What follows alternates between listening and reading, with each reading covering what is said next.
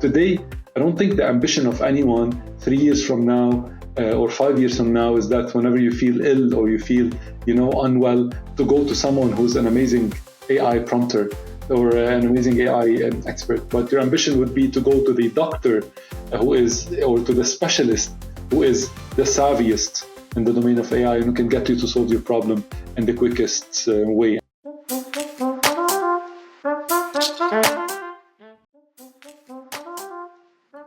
Welcome to another episode of BTS with the CMO. My name is Satej, and with me today is Elie Milan, Chief Performance Officer of Publicis Groupe MENA. Welcome to the show, Elie. Good to have you here. Thank you very much, Satej, and very happy to be here. Yeah, our teams have been working closely over the last few months, and I've been very excited to speak with you and hear about what the Chief Performance Officer does and all the different ways in which you add value to clients. So today is going to be a fairly interactive conversation.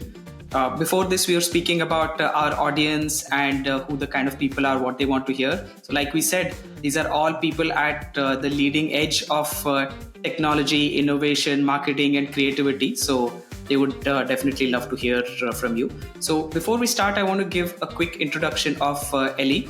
He has been with the Publicis Group now for over 13 years in different client-facing roles, a lot of business stuff, and now as the Chief Performance Officer, major responsibilities of being a CMO whisperer. He has also had hands-on technical roles before doing things around analytics software. So he understands a lot of that world as well. So very, very excited to speak with you, Elie. So to kick things off, would love to understand a little bit more about your role. Clearly, a CXO title comes with a lot of responsibilities. You have a large team that you're managing. With a weighty word like performance, there's a lot of responsibility on your shoulders. So could you tell us a little bit more about your role, what your team does? Definitely. So clearly, it's been a great journey over the past, I would say, year and a half, playing this role within Publicis. I've been with the group for a long time now, 13 years, experiencing bits and pieces of what we refer to as performance here at Publicis. And the truth is that it's a lot of things, because technically everything that would start and end with measurement is defined as performance within our ecosystem, with a clear focus on things that we can really control and optimize day in and day out. So if you're talking about things like paid and organic search, or holistic search as we refer to it, social, programmatic, obviously commerce, retail media, things like experience design as well, following that journey from end to end, and of course data sciences, which is the anchor of everything that we do. So if I have to summarize all that we do in a very simple manner, our role first and foremost is to make sure that we're stretching every dollar that we spend on behalf of our clients and our partners to make sure that we deliver and we measure everything that we have delivered, with a key focus on making an impact our clients' business, right? It's not about the media metric, it's not about the execution of metric or the operational metric. It's really about, we've went out there, we've addressed audiences with a specific type of message. What did we achieve? And that is the gist of how we define performance here at Publicis. And as a performance team and as an agency more broadly, you have always been partners to CMOs who are not just thinking of you as somebody who's delivering growth, but really a partner in developing their brand and reaching out to customers. So can you tell me a little bit about, over the last 13 years, how this has evolved? How are you seeing the partnership being different? I want to also look at it from the lens of AI in other ways, right? Because today AI is a hot topic. Everyone is talking about it. But in a way, you have partnered and competed with AI always, right? There has been programmatic ad buying. There has been optimized campaigns coming in. Mark Zuckerberg is going on interviews and saying that just give us your money, press a button, and we'll generate revenue for you, right? So how have you seen your work with clients evolving? Yeah, so looking back at my journey, I think it's been a nice cycle that is somewhat restarting now. Again, when I first joined this ecosystem, and I joined just in time for the digital age to have kicked in full force into the advertising ecosystem, into the marketing ecosystem in general. And this is when agencies and clients alike started demanding and asking for specialty. I need a specialist in paid search. I need a specialist in SEO. I need a specialist in paid social.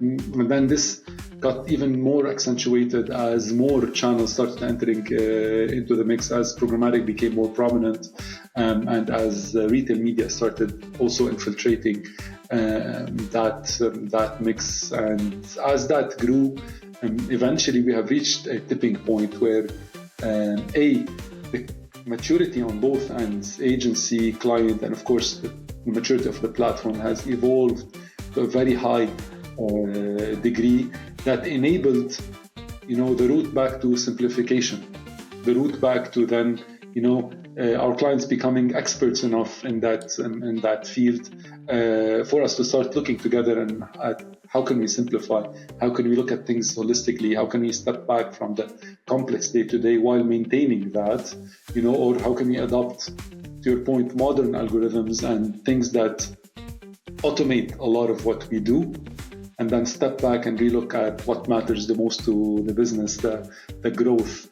the actual impact on the business, the actual impact on my market share within specific category, or on my sales or my brand and what have you. So now we're looking back again at what matters, and I think we're kicking off a new cycle of, you mentioned artificial intelligence. We're at the at a tipping point again where we're going to have so many ramifications of what AI means and what AI solves for, and you find yourself requiring a new set of experts and a new set of expertise on both ends to figure out how to tackle that. Obviously, it's been a huge change from when I started till now, but I think that is what makes our industry exciting. It's about waking up in the morning and figuring out what new way can I impact the business with today, and what new way can I use to make things better. Yeah, and if you had defined your role as somebody who can use a certain software or can deliver a certain kind of report or run a certain kind of campaign, then those are things that can guaranteed make somebody obsolete, because those things are always evolving. But if you understand fundamentally what your role is, and like I said, being a partner in building a brand, delivering growth to CMOs, I think if you think of it like that, tools will change, scenarios will change, but you continue to be a partner. But at least the way I look at it, a lot of questions on the outside can still be asked, saying that when the platforms are doing so much stuff algorithmically, when AI is getting so much better that people sort of trivialize the whole thing that marketers might do, whether at the agency side or within brands. It might feel like software companies keep coming up saying CMO in a box, which just again, in my opinion, just trivializes the whole thing. They don't really understand the nuances of it. But as some of these technologies are evolving, how are you partnering with companies? How are you looking at the latest technologies, whether the ad platforms themselves or SaaS companies? Because I imagine you are not trying to replace the entire team and bring in a new age set of AI people, right? You're leveling up people. You are trying to bring in expertise from the outside. How are you doing that? How are you looking at the ecosystem more broadly? So that's a very good point you brought up, Satish, here, because you're talking earlier about how the expertise needs to change, right? So it's a combination of your experience in a specific vertical, coupled with a new set of expertise that you are gaining and learning through the advancement of technology, right? So we're becoming specialists in newer things, but with the same mindset, which is brand, the growth of the brand, and delivering the business impact. So if you want to think about it in a parallel universe, in the medical universe, for example, today, I don't think the ambition of anyone 3 years from now or 5 years from now is that whenever you feel ill or you feel, unwell, to go to someone who's an amazing AI prompter or an amazing AI expert, but your ambition would be to go to the doctor or to the specialist who is the savviest in the domain of AI and who can get you to solve your problem in the quickest way. And then, bring that back to our own industry. So our job now is to become the savviest and the most specialized in these specialized executions of artificial intelligence and technology, and become true orchestrators. And then within the performance organization at Publicis, we talk a lot about orchestration because that is becoming more and more our role. To your point, our role is less so about finding that optimal campaign structure. Of course, you impact that, and you're always learning and how to optimize that. But there's a lot we can rely on in terms of ad tech, advanced algos, in terms of setting things up in the right way and allowing those advanced algos to do their role towards my business objective. But you'll always have the role of the orchestrator. You'll always have the role of someone who's bringing everything together from each of these channels towards the single objective. Of course, the rules of productivity are changing. What is the expected outcome towards our clients is changing. Scale is key. Only I think we can personalize a lot better today, and I think we can appeal to people in specific contexts a lot more today using artificial intelligence, and this is what we're teaching ourselves. To your point, some expertise are becoming obsolete and being replaced by new ones, and I think AI will complement and replace a lot of things. It's up to us to identify where is the best investment and the value that we can drive on top of artificial intelligence that will continue differentiating us in the market. No, and I fully agree, because if we continue to work the same way, there will be the floor of what performance can be, or what a user expects, or what clients are asking for. That is being raised. It's an arms race now. Everyone has access to these tools. So unless you are staying a few steps ahead, it's going to be very, very tricky. But I'm just curious, how are clients coming to you and talking about AI? Are they saying that we already know how we want to use it and we want you to use it? Are they looking at you as an expert to say, we have no idea, how should we use it, or something very different? How do they have that AI conversation with you? Or are they still far behind and you are a few steps ahead, the ones who are the only ones thinking about AI today? So clearly there will always be different levels of maturity and different levels of ambition when it comes to the adoption of AI. But the good thing about AI as well, and the good thing about technology in the past period, has been that things have been so democratized that it's very rare to find someone who's coming in and saying, I don't have a clue, or I don't have an idea, please teach me. So the conversation really starts from that point. We have very smart partners, very advanced partners in the majority of the cases, if not all the cases, who are coming in knowing in a way, or with a specific ambition when it comes to AI, be it focused on efficiencies, be it focusing on scale. And this is where we start working. So we start our conversation always by finding the common convergence point of, if you want, the challenge that we're solving for using, or the challenges that we're solving for using any piece of technology, be it AI-led or not AI-led. It's really about what is it that we're trying to achieve. And that's the gist of the conversations that we have with our clients. We have our clients coming in and saying, we want to do this in a much more scaled way and quicker go to market. I want to optimize, going back to what we do and how we engage with Rocketium, right? In a lot of scenarios, our clients are coming in and say, okay, how can I optimize on the flow? How can I appeal to consumers in the retail ecosystem in the best possible way for retailer A versus retailer B versus retailer C, without breaking the bank and without waiting weeks and weeks for me to go to market? How can I respond to trends? Coming in from Dubai, I think we all give the same exact example that is causing a global pistachio shortage today, which is the chocolate example, of course. But anyone, how can I react quickly to what's going on in the world, knowing that trends, light up and fade in record times today.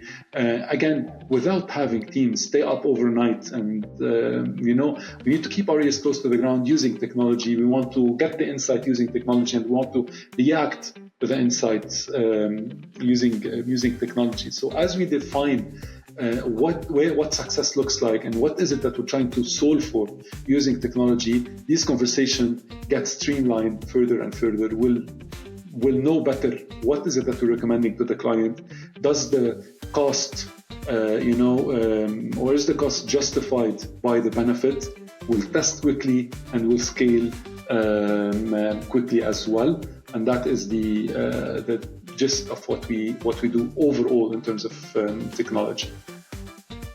And as somebody who has built a lot of these things in-house before in your past lives, I'm imagining that you are driving the team to do a lot of those things. But without getting into the secret sauce of some of that, can you give us a sense of how you are building tools above and beyond what is available, either through partners like us or ad platforms, just given so much amazing tech that is available? Can you give us a flavor of how your team is evolving the tools that you have internally? Sure, and I think it's no secret Publicis' big bet around identity and around the knowledge of the individual in the most simplest form, right? We have been very vocal about it in the industry. We have been very public about it in the industry. It's because we believe that with any piece of technology, with any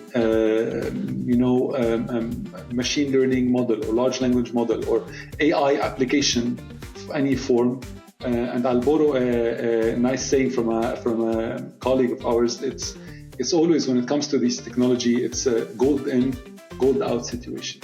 Having the best starting point of information and data is what will really set you up for success in any form of execution, and that has been the big bet of Publicis in that scenario. Our knowledge of the consumer, our knowledge of the individual, of their behaviors is really key and the core of what we do and how we develop technology. Because once you have that right data set, and it's not only about the audiences, it's about the audiences, their engagement, about everything that we can pull from the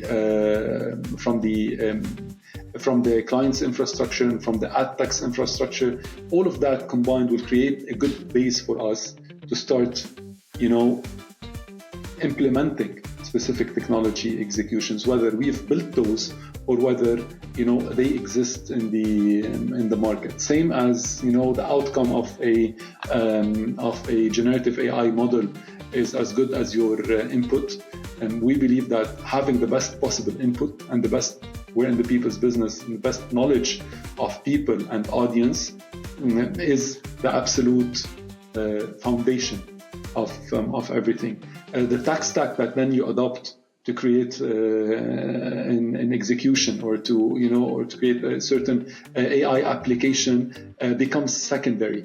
It becomes a question of what's most efficient, what's most ready in that ecosystem, and how can we move things along in the quickest and most efficient way so that we can start yielding results. And I believe we share a lot of that with your organization, because again, you start from what good looks like and what is the optimal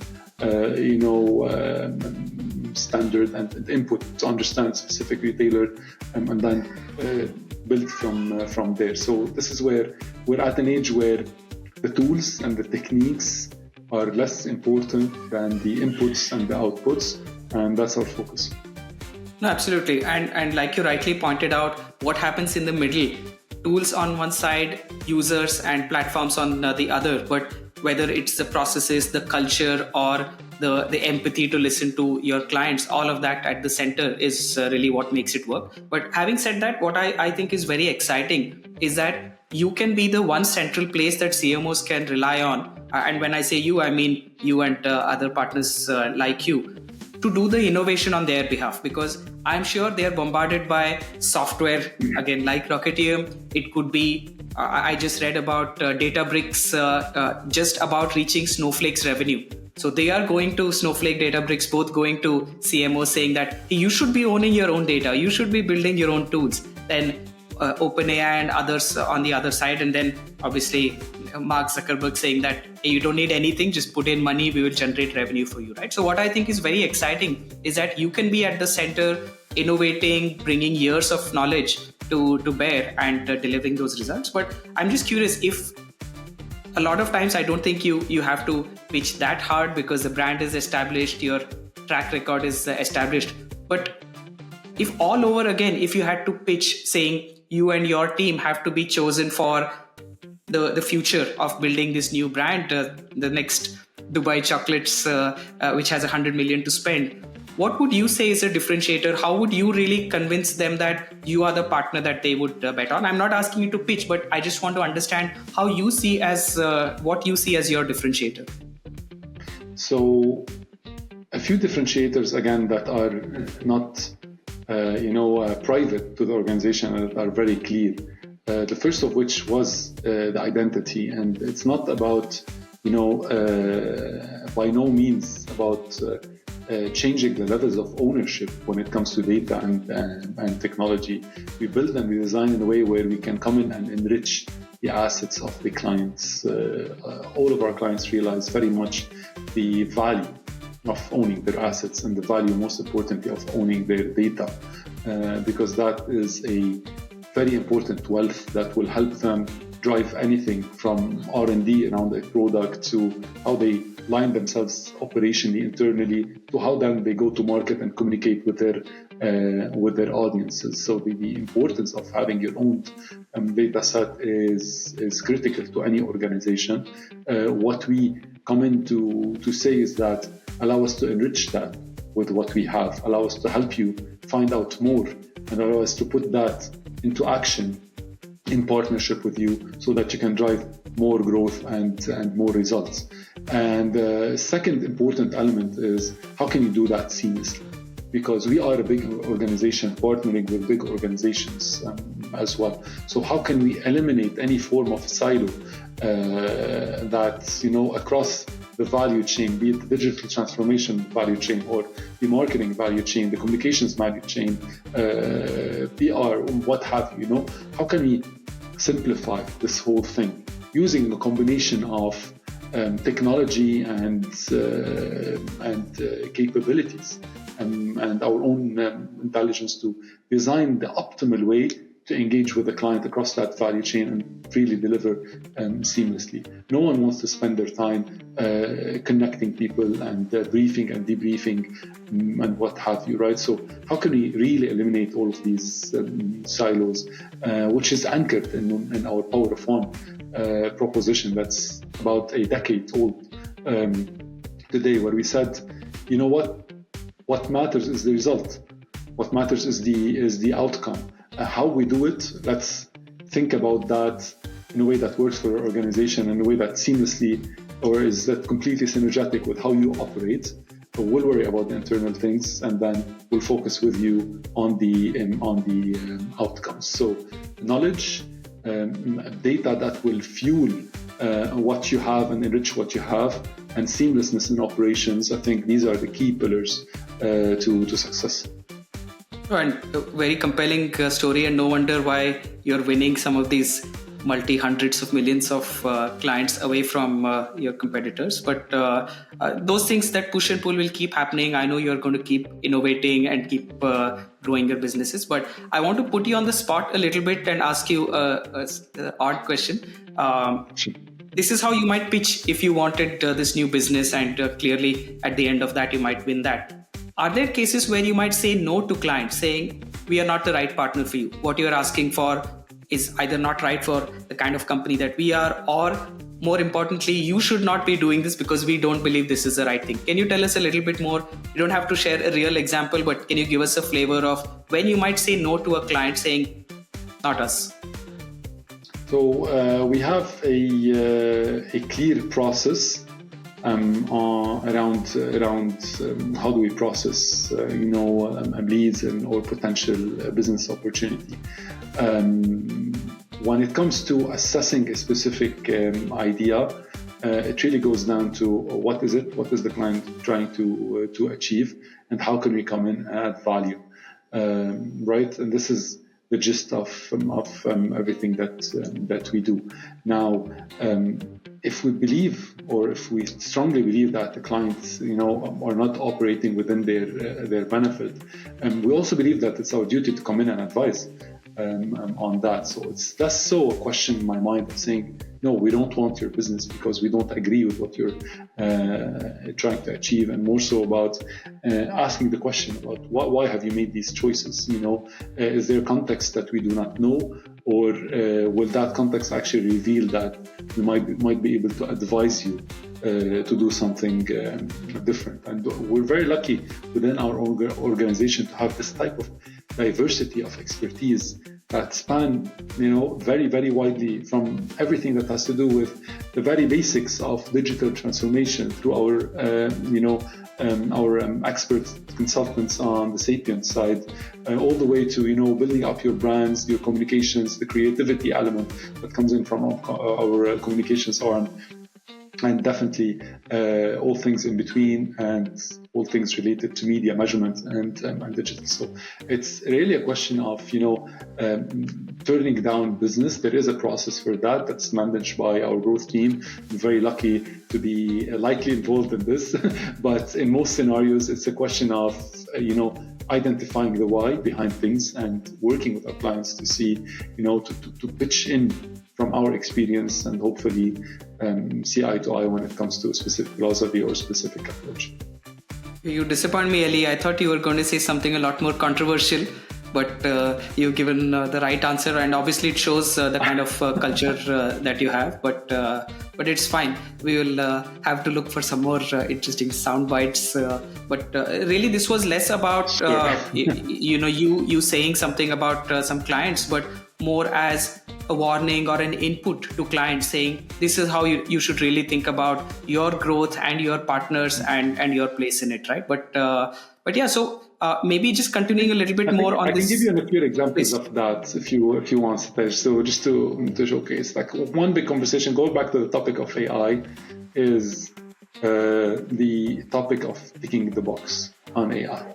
Right, this is sometimes when it's a point of contention, and that has happened in a few scenarios, bringing us back to identifying the outcome and what is it that we're trying to solve. In many of the scenarios I've seen is that the excitement is about the AI itself rather than the outcome of it. This is in many scenarios where we come in and push back.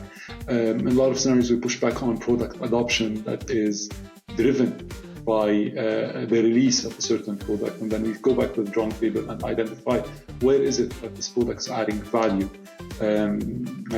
to us, right?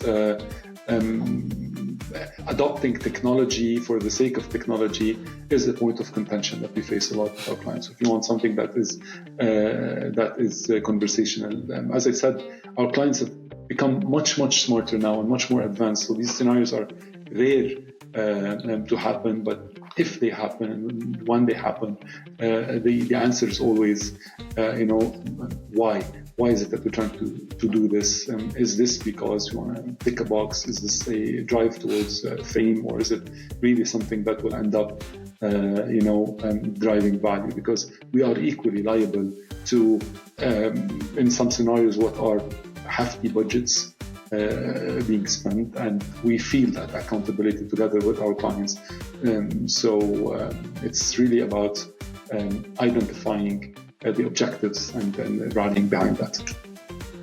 No, and fully agree. It goes back to the real definition of performance. It's less about metrics or any of that, but really going back to the value. So on that note, I also want to know a little bit about who your ideal customer would be, because I'm guessing in the same vein of value and being a true partner, if somebody comes to you and says that, hey, here is a blank check, 100 million, do whatever you want, we don't care about the outcomes, I'm guessing that's as much of a no as somebody who is extremely unrealistically demanding, right? Because I can imagine, because we feel very dirty if there is a customer of ours who is not engaging, who's not really trying to get the most value out of us, because we are in the business of delivering value as well, right? So what would an ideal customer be for you? What's the thing that gives you the most excitement when you work with a client? And again, this is less about you pointing out something or the other, but it's input for clients saying this is how you should work with your partner. I think you mentioned a very important point, because we're our biggest assets, despite the evolution of technology, is still people. And anytime we put together a team to work on a specific partnership or a specific account, a key part of getting the best outcomes with this account is to keep that team engaged and excited about what's to come next and what is it that we're trying to achieve together with our clients. So therefore, the most exciting partnerships are the ones where we're really focused on co-building and maturing and pushing the limits together with our clients. So the type of client, to your point, that's coming in with a specific budget, here's my budget, give the recommendation and go ahead and proceed, are very rare these days. I don't think any corporate budget is coming easily to anyone. But we will not drive the level of excitement as much of a client who's coming in and really focusing on change, focusing on growth, focusing on pushing the limits, focusing on trying new things within specific guidelines. And the more our clients challenge us to prove our theories and to back up our theories and our capabilities with data, with operational excellence, and with the results, I think the better this friction of the minds between us and our partners delivers in terms of results. And then you have teams on both ends who are really waking up excited to see what's next and to driving what normally drives the energy down is to your point, pressure towards the wrong direction or towards unaligned direction, the definition of success being unclear, and definitly repetitive work. These are elements that we always watch out for. If you've established something that works, that's great. But then what are you doing to test new things? What are you doing to break the barrier? What are you doing to move things forward? Is always a question that we ask ourselves before we go to our clients with the ideas, because that's what keeps us excited and keeps us growing. And definitely as well the competition, because the competitive ecosystem also has an impact on you. Gets you, it lights that fire to get you moving quicker. It's a great point. And you see that day in, day out across the globe, in our part of the world, but also globally. It's really about getting out your story first, breaking that first boundary first, getting yourself a USP that would then add value to the clients, and that's also a key driver for us. Amazing. I think you've covered a lot of great points. Some of that, my next question you've already answered, but I want to end our chat today with a gift for you, which is a magic wand. If you had a wish that you could make using this magic wand, you've talked about some of the things that are annoying for you, but especially when it comes to technology, if you had to make a wish or 3 wishes, whatever you want, what would you want out of tech in the next 2 to 3 years? That's a nice question, Satej. And I think what we really want out of technology is to help us as much as possible eliminate the clutter and eliminate with technology brings in a lot of promise, and it's often off to the market slightly, if not a lot, ahead of its own maturity date. So if I have a magic wand to use, I would influence, the cycle, the life cycle of the product, to allow a bit more testing time for technology, a little bit more maturing time for technology, for that technology to go to market in the right way, in the right time, and ready to drive value. A lot of technologies fail because of that, or are delayed because of that, and a lot of our clients are pioneers and they want to jump in on things first. And we often push the boundaries to go on behind that, alpha, beta, and what have you. We don't see the value, and then we're having a hard time to go back and revisit that technology. So that's so about what is it that I want the technology to do, because I think we're there already. We don't have to wait for 2-3 years. We can imagine an implementation and go after it today. But it's really a question of allowing technology a little bit time to mature, and that might be counterproductive because many technologies mature through practice and through usage. But finding that middle space where technology is good enough for the market, and then ready to mature with usage, with scale, and with adoption, and that would be optimal to allow ourselves the best chances of success, and to allow ourselves to not to tick something or scrap something off a list over the question of a few weeks or a few months' maturity. I think that's a very, very good point that you're making. Again, going back to value, not jumping on a bandwagon, not doing something for the heck of it, and really truly focusing on value. And very interesting that you should say that you don't want technology to move faster. You are okay with whatever speed it is, even if it is slow, as long as you get it right. And for somebody like you who has to manage tens of millions for a client, getting it right is more important than doing it in a fraction of the time. But if you can do both, nothing like it. But a lot of excellent points we discussed today. Elie, I wish we could have spoken for a lot longer, but thank you again for joining us. This was an excellent episode of BTS with the CMO. Thank you very much, Satej. Beautiful questions, and I hope we're able to add some value to the listeners as well. And thank you very much again for hosting me. Wonderful. Thank you all for listening.